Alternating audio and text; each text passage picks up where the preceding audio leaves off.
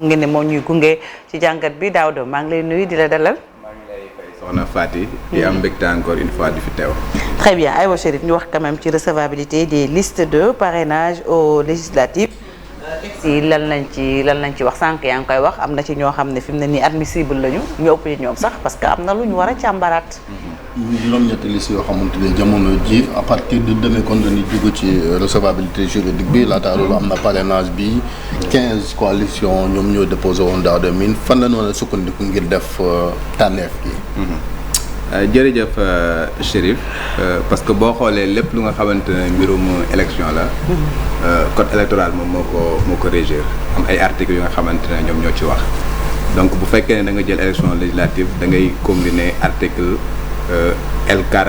L57 bi ak article L149 boobu noonu moom moo lay expliquer kan mooy ki nga xamante ne mën na déclarer sa candidature ak candidature bi nan lañ koy defee ak lan mooy li nga xamante ne moom la loi bi laaj pour que candidature boobu mën a recevable article bi li mu lay wax mooy képp ku nga xamante ne sénégalais nga nekk électeur il faut d'abord nga nekk électeur pour doog a nekk candidat waaw bu fekkee ne nekkuloo électeur mënuloo voter mënuloo nekk candidat boo xoolee par exemple ku mel ni Karim Wade ak ku mel ni Khalifa Sall moo tax mënuñu bokk ay élection parce que nekkuñu ay électeur parce que dañu am condamnation bu nga xamante ne moom moo leen ko empêché sur la base de l'article L29 bu nga xamante ci code électoral moom moo ko prévoir également donc képp ku nga xamante ne nekk nga électeur mën nga nekk candidat à l'élection aux élections législatives bu fekkee ne am na yeneen yu nga xamante ne war nga ko respecté foofu la ñu dugg ci recevabilité juridique bi mu nekk nag ñu ne candidature bi également il faut que mu nekk parti politique moom moo koy supporter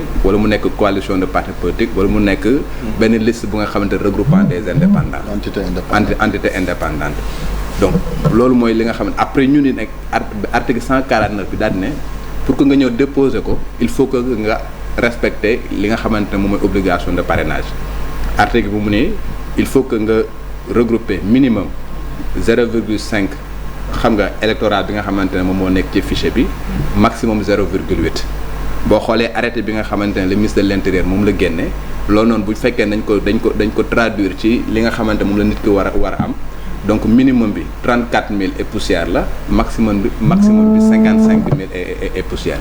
loolu mooy li nga xamante ne moom ngay ñëw déposer. xam nga léegi nag yow bu ñu ko déposer ba pare loi bi def ne ministre de l'intérieur moom mooy ki nga xamante ne moom mooy moom mooy décider sur le plan pratique. modalité vérification de ces listes là.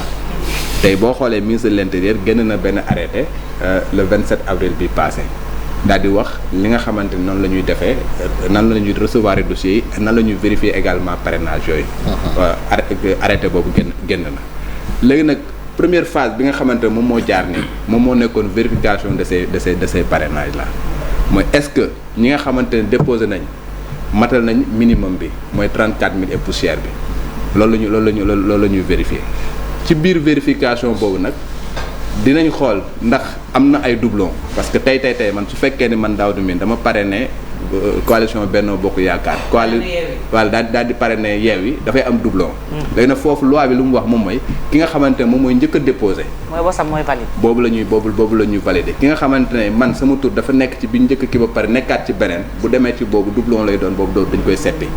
donc loolu mooy vérification bu ñuy def loolu moo tax foofu nag loi bi def na bu ñu demee ba nga xamante ne am na doublon par exemple kenn ku nga xamante ne dafay parrainé nekk na ci liste yu bëri nekk na ci liste ba nga xamante vérifié nañ ko bu nekkaatee ci beneen donc dañuy aviser mandataire ki nga xamante ne dañ ko invalider pour que moo am na 48 heures pour que mu rectifier li nga xamante ne moom mooy ñu des ba tey ci biir boobu Daouda laata ngay avancer mu mel ni parrainage bi ak yoon peut-être bëgg nañu gën a comprendre lan la ci wax. on a vu récemment coow li am diggante professeur Amsatou Sow Sidibé ak Pape Djibril Fall. ci delloo ma sama ay parrains est-ce que mën nga joxe. say parrains première question bi préoccupation bi ma am texte yi joxe na kii na ko. et deuxièmement ñu ngi dégg ñu naan parrains yi joxoon yéen yi baaxul est-ce que yow en tant que candidat.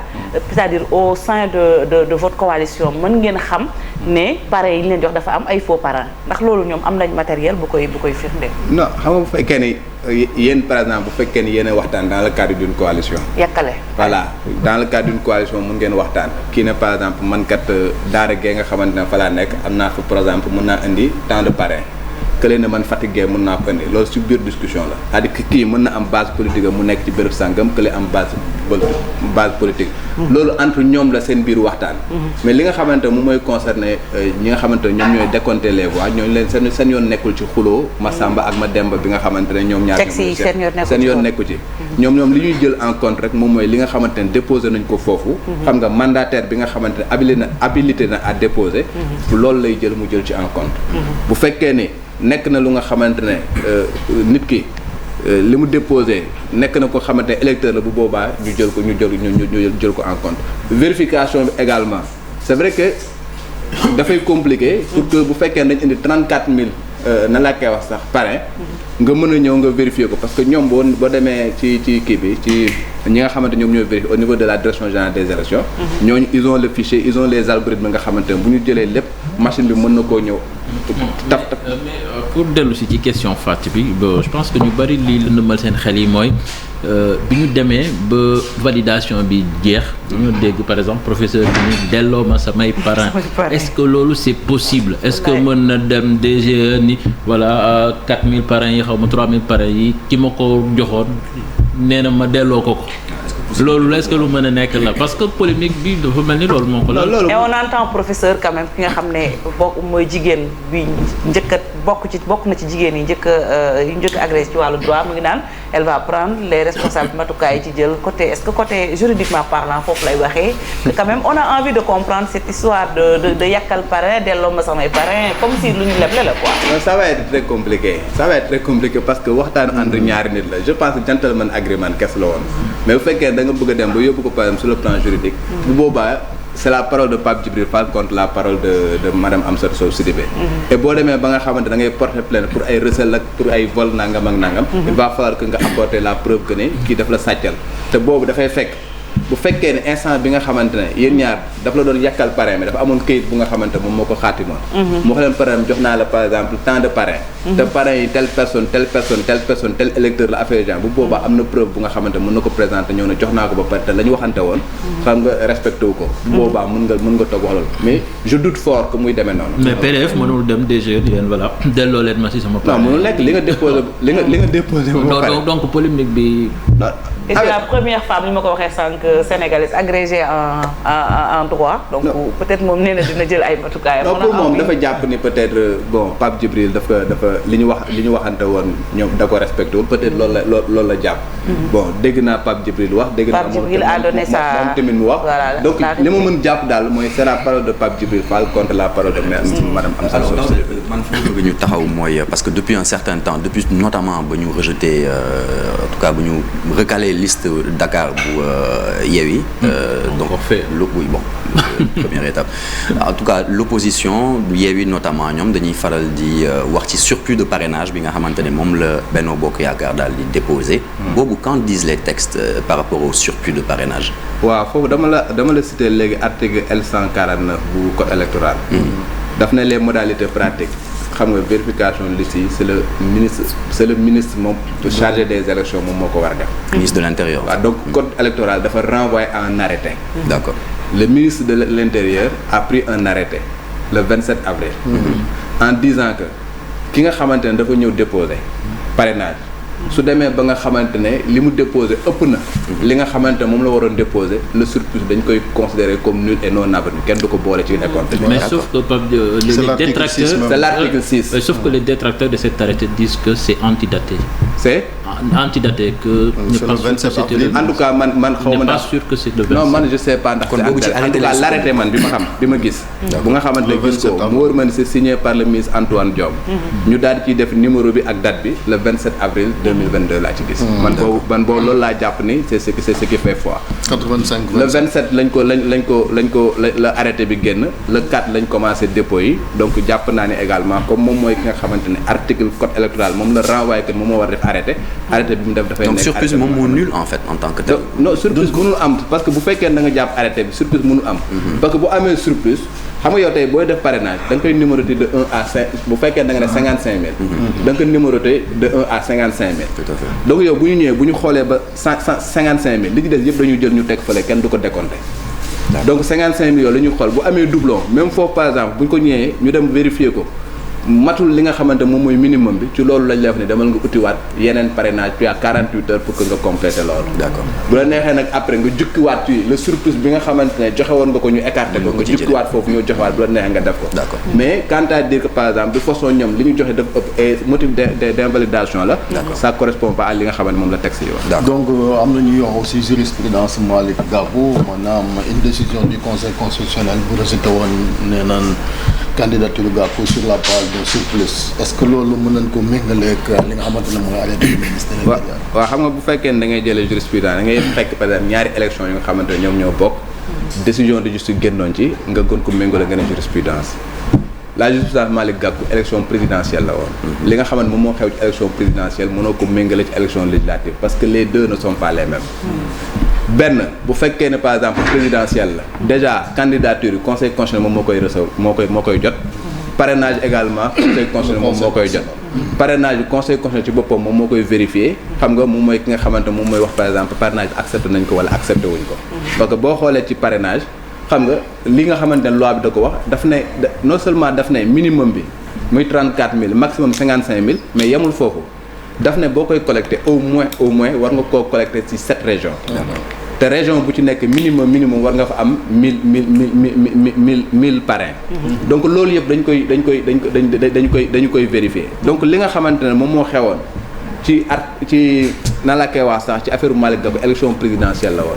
li xewoon ci élection présidentielle décision bu ñu fa mun di jël mënu appliqué wu lu dul ci élection présidentielle waat. donc bu fekkoon na nga mais est-ce que c'est avéré. c'est ça en fait est-ce que c'est avéré que c'était pour ça moo tax ñu recalé woon ko. parce que aussi y en a qui disent que c'était une histoire de doublon. effectivement que loolu la ko conseil constitutionnel notifié moo tax que candidature am parrainage am jàllul. non déjà si considérant yi conseil constitutionnel dafa waxoon ne li nga xamante mu la waroon déposé daf ko dépassé woon mais malgré tout conseil constitutionnel dafa dem au fond daal di vérifier li nga xamante moom mooy parrainage bi te ba mu ko vérifier ba pare dafa gis ne malgré le fait que joxe woon na lu nga xam moom moo ëpp bañ demee li nga xamante ne validé nañ ko matul minimum bi nga xamante ne moom la waroon am ñu joxaat ko ñëw na ko léegi tu as 48 heures pour que nga ñëw complété ko et finalement complété wu ko ñu invalider sa candidature donc jurisprudence boobu nekkul jurisprudence bu nga xam donc mun appliquer ci ay élections législatives. donc on ne peut pas rejeter la candidature de Benno sur la base du surplus maanaam 55328 parrains. non su fekkee ne dañ jàpp li nga xamante moom la texte yi wax ak arrêté bi nga xamante moom la ministre de l'intérieur wax arrêté bu nga xamante ne c'est prévu par l'article 149 article L 149 bu code électoral je pense pas que loolu mën a nekk motif pour que ñu invalider candidature sur la base du parrainage. maintenant bu ñu jëlee par exemple tey jii ñu nekkoon ci vérification des parrainages léegi dañuy dem nag actuellement ne ci vérification véritablement juridique parce que yemul rek ci affaire parrainage benn aspect rek la ci. donc bu ñu vérifier parrainage bi pare day dem def ci phase bu nga xamante ne moom la ñu dem vérifier véritablement ndax ñi nga xamante ne jàll nañu étape parrainage bi est-ce que jàll nañ yeneen étapes yi. parce que mooy recevabilité bi parce que 8 personnes ñoom ñoo romb parrainage. mais même ci 8 personnes yi am na ñoo xam mën nañ leen recalé waat par la suite. parce que est-ce que fay nga sa caution am na quittance bu nga xam mooy vérifier que ni fay nga sa caution dañ koy vérifier. est-ce que ñi nga xamante ne da nga leen a tabb ñoom ku ci nekk am na 25 ans. c'est une obligation légale. parce que képp kuy kii député da nga war am 25 ans. au moins donc dañ koy vérifier. est-ce que ñi nga xamante ne da nga leen a tabb xam nga nekk nañ ñu nga xam ne ils sont pas éligibles. parce que dafa am ñu nga xamante ne condamné nañ leen et à part de leur condamnation mënuñu nekkati ay électeurs mënuñu nekk par exemple il faut ñu vérifier loolu également. est-ce que respecté nañ la parité également donc loolu yëpp dañu koy vérifier. kon fu mu ne ñoom ñëpp dañoo admissible. dañoo dépassé étape parrainage. mais seen candidature nekkul lu nga xamante ne jàppagum nañ ko. bu demee nag ba lépp bi yemb.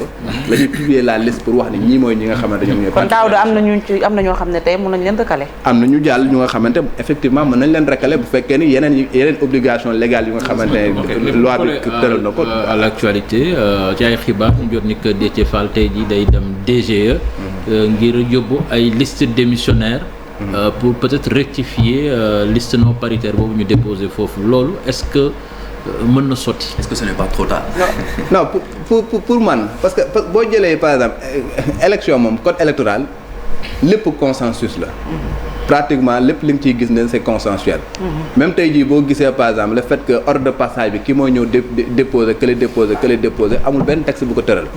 mais si consensus lañ toog waxtaan pour éviter pëccëxoo bi dañuy def tirage au sort. ñëpp accepter jeu bi après mu am un arrêté ñu ni jour sangam telle personne moom mooy ñëw même loolu boo ko jëlee par exemple tey jii bu fekkee da nga appliquer les textes. dégg naa Sénat mu def benn communiqué. et ce communiqué là dit que pratiquement toutes les personnes ñu nga xam ne ñu mu déposé amul kenn ko nga xamante ne respecté nga délai bi nga xam moom lañ la joxoon. mais loolu par exemple bu fekkee nañ appliquer les textes da nga forclos. et dès l'instant où nga forclos article L178 daf ne motif de rejet la. dégg nan ngay def léegi est-ce que da ngay rejeter liste yëpp nga déposé wala après yow da ngay ñëw par exemple privilégier le consensus. ñu xool nu nga xamante moom moo gën a rafet ñu daal di koy defee. donc moi je me dis que tey jii bu fekkee dañ appliquer la loi dans toute sa rigueur am na lu bëri lu nga xamante ne mën nañ leen recaler. mais comme consensus moom moo nekkoon li nga xamante ne moom moo prévaloir pratiquement ci processus électoral boobu yëpp moi je considère que consensus boobu mën nañ ko continuer. en quoi faisant tey jii élection législative bi passé 47 listes la woon. bii nii 15 listes ñoom ñoo nekk liste yu nga xamante ne ñoom ñoo ñëw déposé ñenn ñi recalé nañ mu des 8. mais man ci sama xel mu gàtt pour purger pratiquement yenn imperfections yi nga am yëpp moi je me dis que on aurait pu peut-être 15 yi nga xamante ne kii nañ leen ñu bàyyi leen ñoom ñu dem après les Sénégalais décider en dernier ressort. voilà parce que comme consensus lañ mës a mettre en avant. ñu jël consensus boobu parce que bu ñu appliqué dans tout ça il y aura des parce que ñi ñu recalé ils vont ensuite sur la base de li nga xamante ne moom la Sénat wax.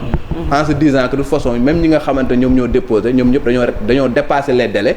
et loolu forclusion la. te bu ñu appliqué consensus bi ba ci.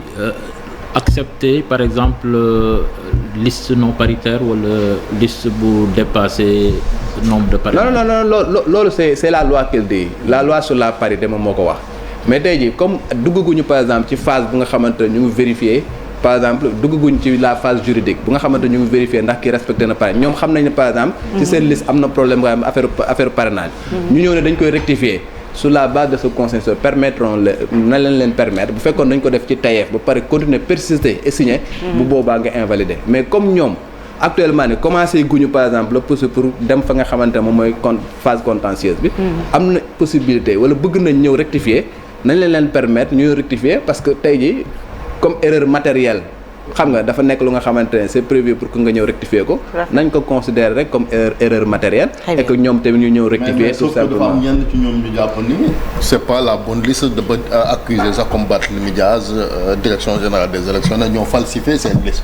donc boo jàppee ne dañoo falsifié seen liste nga ñëwaat ne da ngay rectifier parce que tey bu fekkee ne da nga jàpp ne da nga falsifié doo dem di rectifier waat. c'est ça waaw donc ki nga xamante ne dem na ne dafay rectifier jàpp na ne par exemple am na erreur bu nga xam ne dafa am. donc falsification mun fa am.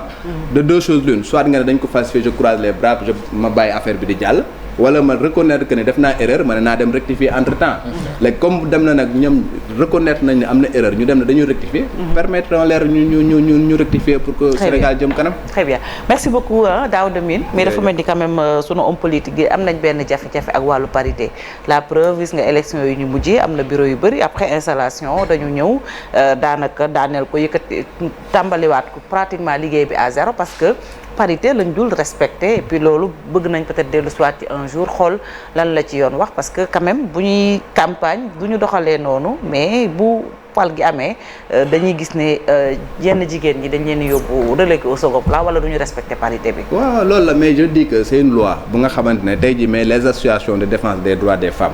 ñoom seen bopp loolu dafa war a nekk seen combat. un combat tey jii gis nga à chaque fois bu nga xam ne gis nga lu nga xam lay jalgati sa ak say yelleef. il faut avoir l'habitude d'ester en justice pour que la justice tranche en dernier ressort. tout à fait bépp liste bu nga xamante ne gis nga ne par exemple parité amu ci que mu nekk conseil municipal que mu nekk élection législative que mu nekk bu mu mën doon instance bu mu mën di doon. loi tëral ni dafa war a am parité bu amul parité ñoom nañu jóg ñu dem déposer une plainte. et on statue en dernier ressort gis nañ fi yu nga xamante ne kase nañ ko parce que da nga dem déposer. tout à fait boo déposé wul nag. la justice ne va pas s'autosaisir tant que yow defuloo action bi ñoom duñu statuer sur l'action. Très bien. Donc il faut impérativement que femmes yi seen bopp ñoom habitude boobu à chaque fois bu ñu gisee par exemple ñu ngi jël seen ak seen yelleef di ko dëggate ñoom tamit ñu jël seen matuwaay pour que justice tranche en leur faveur. Très bien, merci beaucoup Daouda Mine. Il est 8h39 jàngat bi lañ àndoon ak moom léegi ñu dalal sunu invité.